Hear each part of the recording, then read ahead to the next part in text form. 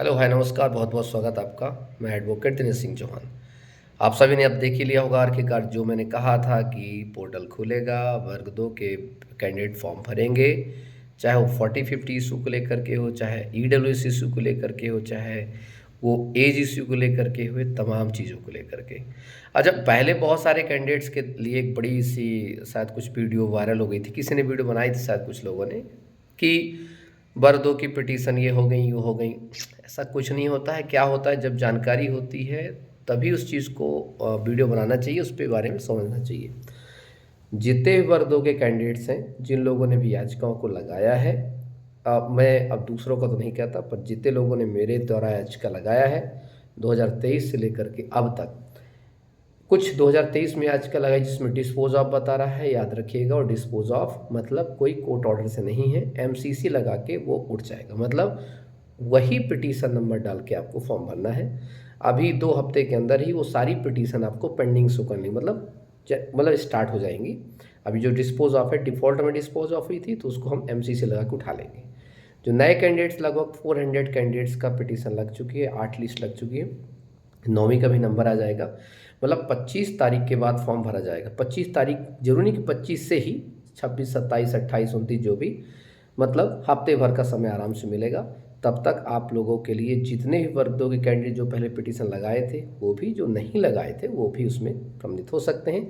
जिन्होंने बिल्कुल नहीं लगाया था वो लोग भी लगा सकते हैं, चाहे एज इशू को लेकर के हो, 40-50 वाला इशू को लेकर के हो, तमाम किसी भी चीज़ को लेकर के वर्ग 2 पिटीशन फाइल कर सकते हैं। और याद रखिएगा, फाइल करने के लिए मैं बार बार कहता हूँ, आप जिस भी एडवोकेट से बात करिए, आप डायरेक्टली वकील से मिलिए तो बात करिए। किसी के माध्यम से करने से आपको बहुत दिक्कत हो जाएगी। मैंने पिछली बार देखा था, जैसे बहुत सारे लोग क्या करते हैं, टीचर्स के माध्यम से लगा देते हैं। अब जो कैंडिडेट होता है उसको पता नहीं होता कि हमारे वकील साहब कौन हैं, हमारे वकील साहब केस कैसे लगा रहे हैं, क्या नहीं लगा। तो ये सब चीज़ें हटाते हुए शिक्षकों से आप पढ़ते हैं, अच्छी बात है, बड़ा शिक्षकों को सम्मान करता हूँ मैं। बट जब बात आती केस लगाने की, तो आप खुद वकील को ढूंढिए। और इतने सारे एडवोकेट्स अवेलेबल होते हैं, तो डायरेक्ट आप एडवोकेट से बात करिए, एडवोकेट से मिलिए।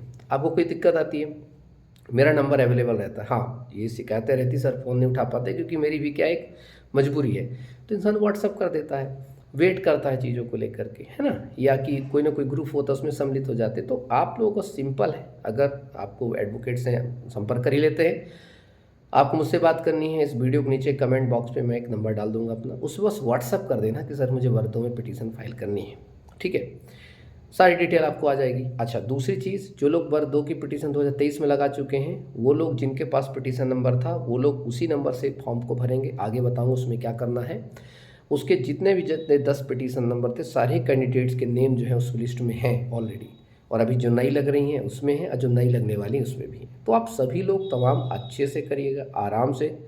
और वर्ग 2 की पिटीशन आपको अच्छे से पता है, उसकी बहुत गजब से बहस भी हुई है, और बस एक डाटा प्रस्तुत करने को बोला साहब ने, अंत में मान ली चीफ जस्टिस साहब ने तभी कहा डाटा प्रस्तुत करिए, हम बस ये देखना चाहते हैं कि क्या वाकई में इनकी इस पॉलिसी से कम बच्चे कैंडिडेट क्वालिफाई हो रहे हैं। अगर ऐसा है, we will think about it. मतलब अगर ऑनरेबल चीफ जस्टिस इस बात को बोलते हैं, विल थिंक अबाउट इट, मतलब बहुत बड़ी चीज़ होती है हमारे लिए, क्योंकि कोई भी केस हो उसके ग्राउंड्स बहुत इंपॉर्टेंट होते हैं। और आपको बता दूं, मेरे पास वो डाटा मिल भी गया है, बहुत सारे लोगों के पास होगा, पर अभी ओरिजिनल आया नहीं, स्क्रीनशॉट वगैरह आई हैं, जिसमें आपने देखा था कि मैथ्स में अगर मान लीजिए एग्जांपल के लिए 1300 पद हैं, तो कैंडिडेट कितने क्वालिफाई किए थे, 800। जबकि एक पद के लिए 3 गुना होने चाहिए कैंडिडेट, कितने होने चाहिए मिनिमम, जो गवर्नमेंट रूल्स होता है कि एक पद के लिए कम से कम 3 गुना कैंडिडेट्स को जो है चयन के लिए बुलाना आवश्यक होता है।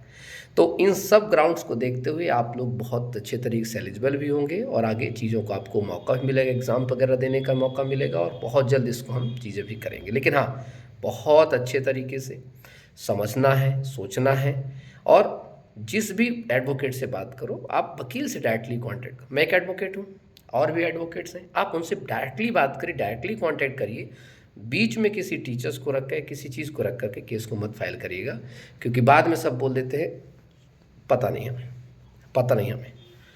तो क्यों पता नहीं, directly you talk to your advocate. जो भी एडवोकेट्स करें, मेरे पास जो क्लाइंट्स होते हैं मुझसे डायरेक्ट बात करते हैं, हम लोग जूम मीटिंग करते हैं, गूगल मीट कर लेते हैं, बातें हो जाती, सब सेटिस्फेक्शन हो जाता है सबको।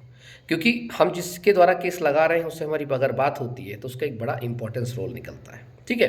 तो वर्ग 2 से संबंधित जितने प्रकार केस है, चाहे 40-50 को लेकर के 40-50 समझ रहे हैं, जो लोग अभी डिसक्वालीफाई हैं, जितने भी रिजर्व कैटेगरी आरक्षित कैटेगरी वाले हैं जिनके भी नंबर 60 है उससे ऊपर वो पिटीशन लगा सकते हैं, और सामान्य कैटेगरी वाले 75 या 75 से ऊपर नंबर वो लोग लगा सकते हैं। मतलब अभी वो लोग डिसक्वालीफाई होंगे क्योंकि उनका 90 से कम नंबर होंगे, और रिजर्व वालों के 75 से कम होंगे, जो गलत है। इसलिए इसके लिए एज इश्यू को लेकर के हो, तमाम सब्जेक्ट इश्यू को लेकर के हो, तमाम प्रकार की जो है इसमें पिटीशन जो है लग रहे हैं, उसमें लगा सकते हैं, सम्मिलित हो सकते हैं। बस जो मैंने बताया उस बात का बहुत ध्यान रखना, ठीक है।